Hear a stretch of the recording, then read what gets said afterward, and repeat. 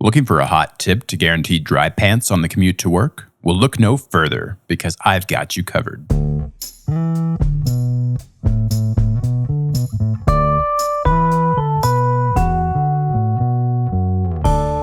Hello and welcome to my channel. I'm Glen Richards and you're watching Sound Advice by Glen.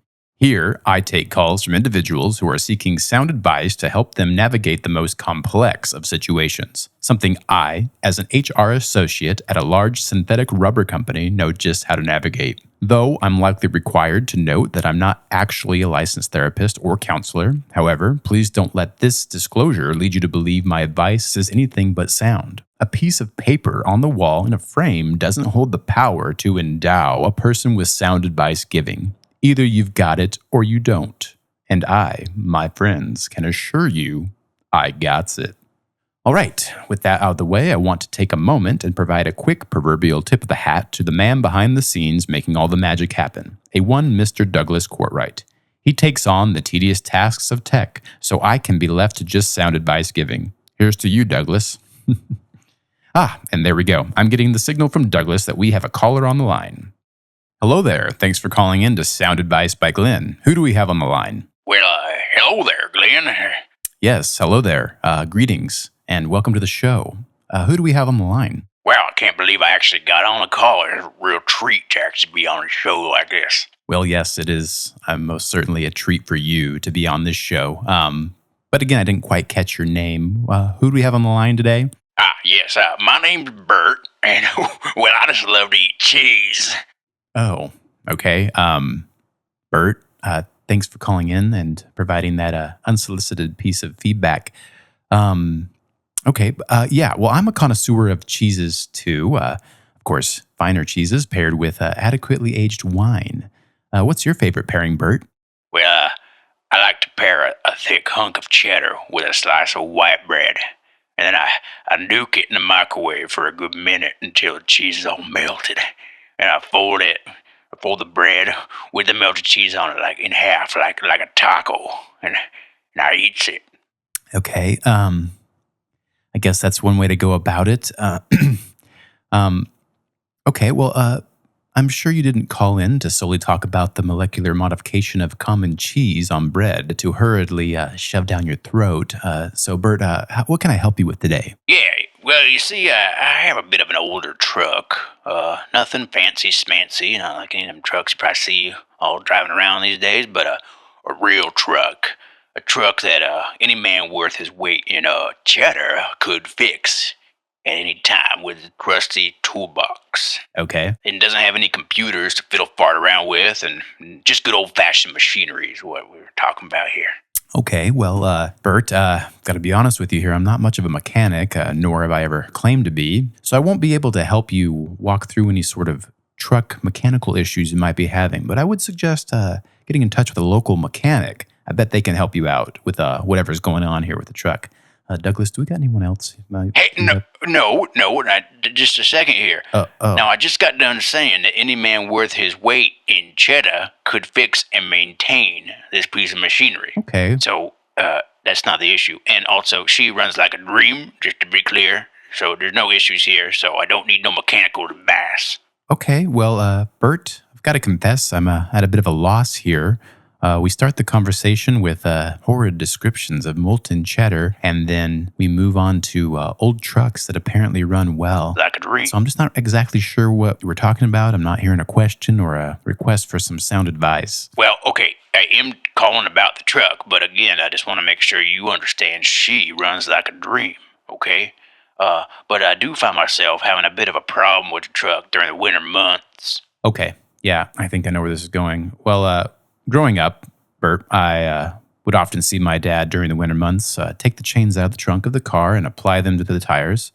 This is something, though, he never bothered to show me how to do, and I live in a place that doesn't really require this during the winter months of the year, so I've got to confess, I'm not going to be able to help you with any sort of feedback on how to apply chains. But I suspect a quick YouTube search will yield many tutorials on how to apply chains to your tires. Are you serious? Did I not just get done talking about how any man worth his weight in cheddar can fix this type of truck. So then why wouldn't you think I could put on some chains on my tire? About the easiest thing to do, man. You think I can't put on chains on my tire?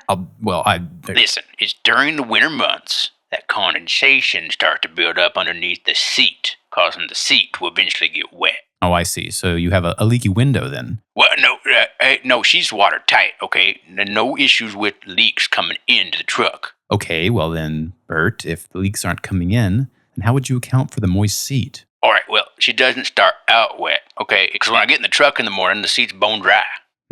All right. But it's the condensation that starts to collect underneath the seat. See, it starts to collect underneath it. Okay, I think I'm starting to understand. And usually in the mornings, I'm in quite a hurry to get to work, and so I always forget to check under the seat. So I just hop on in and get going. Got to beat the commuter traffic, you know?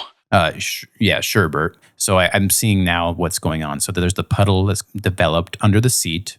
You forget to check it, maybe mop it up with a towel or something before you go to work. So you're driving to work, I'm assuming hitting a bumpy road, and the water there is just sloshing around and getting into your shoes and thus leading to wet socks. Well, Bert, I got a quick and easy one for you here.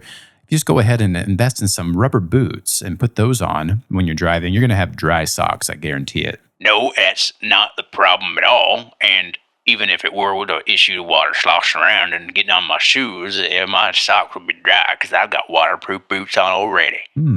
Interesting. Listen, okay, I'm what some might call heavy set. I personally prefer to call myself far from frail. You know what I mean? I think I understand what you're saying, yes. And so the weight of my body on the seat pushes the seat into the puddle. That's what's happening in the puddle. It's under the seat. It's pushing it right into it. Okay. So it's basically turning your seat into a common dish sponge. Is that correct? Yes, you finally understand it. Okay, yes. So, yeah, the water then soaks up through the seat while I'm driving to work, and by the time I get to the work, it's done soaked up through into my britches. So it leaves me with a wet rump when I get to work. Sounds problematic for sure. Well, you can say that again. When I get out of the truck, all people come over and say, "Oh, look, there's old soggy britches." Yeah. It's not nice. Well, that is no good at all. But I'm glad you called in today, Bert, because I think I know what to do to solve your wet bottom blues. Oh, you do?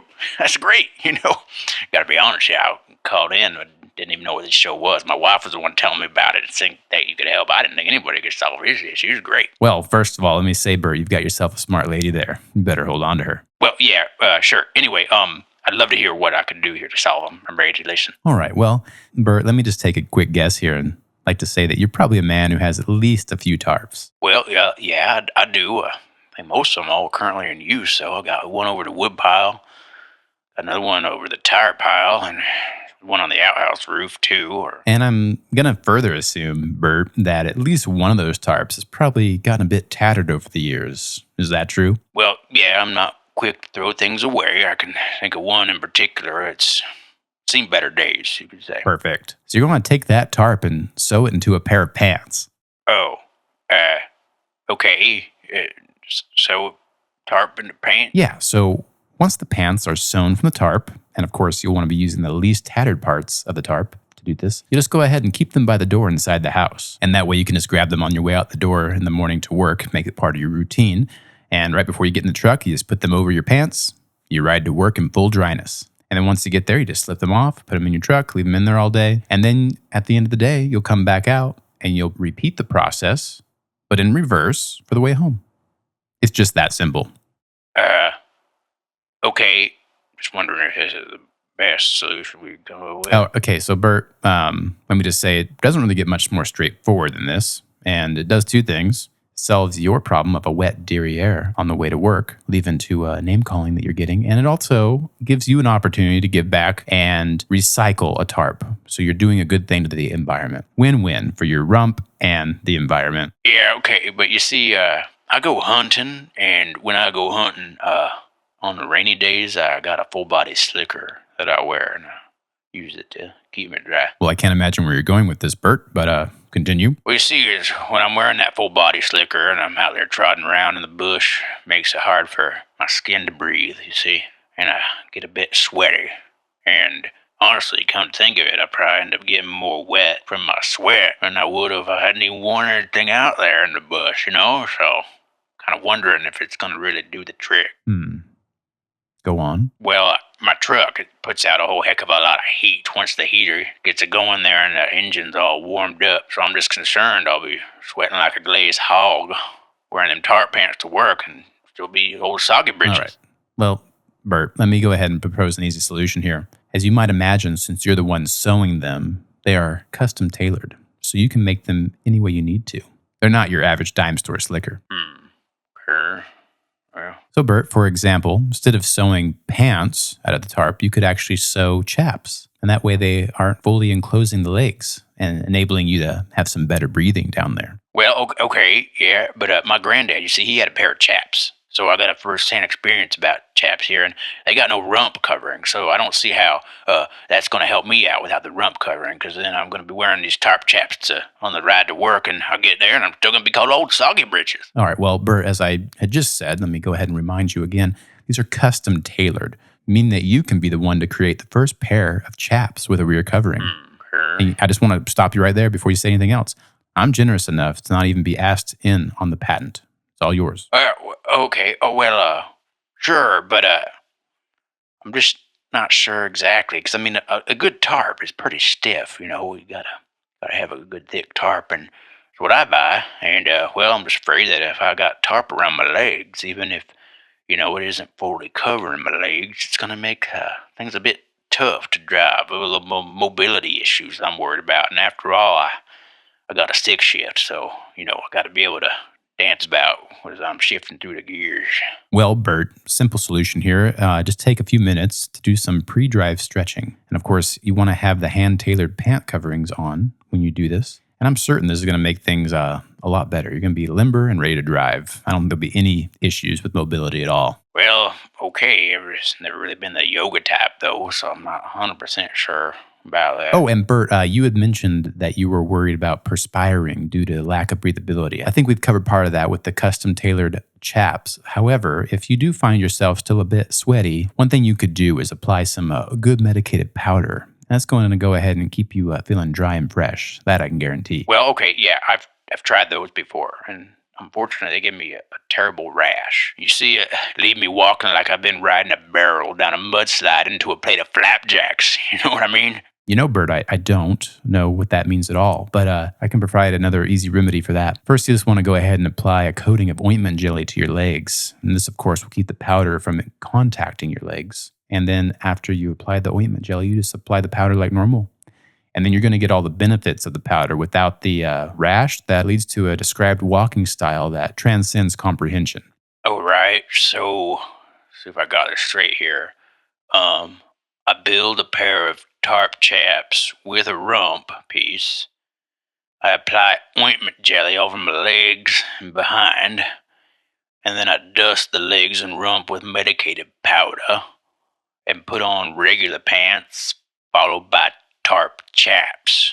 That's what I gotta do to keep from having a wet rump by the time I get to work. Well, Bert, I don't think I could have summarized it better myself. With the way you just said that, I have the utmost confidence that you're going to be able to make this happen. I think you're ready to get sewing. Yeah, I just don't think I'm gonna do any of that. Well, thanks again for calling, Bert. Another satisfied caller, if I do say so myself. And that's just the kind of guy I am, folks. Here to give sound advice that's free and with no expectations and sharing in the patents of the creations that come from my mind. Talk about win-win for Bert. You know, Douglas, I bet he's going to make a killing off the patent of those handcrafted pants protectors. Wow. Well, that's all I've got time for today, friends. Thanks again for stopping by and taking in some sound advice a la Glen. Be sure to like this video if you found it helpful, and make sure you subscribe in order to be kept up to date on all my latest videos. Let me know in the comments if you found this advice as helpful as Bert did. Until next time, I'm Glen Richards. Bye-bye.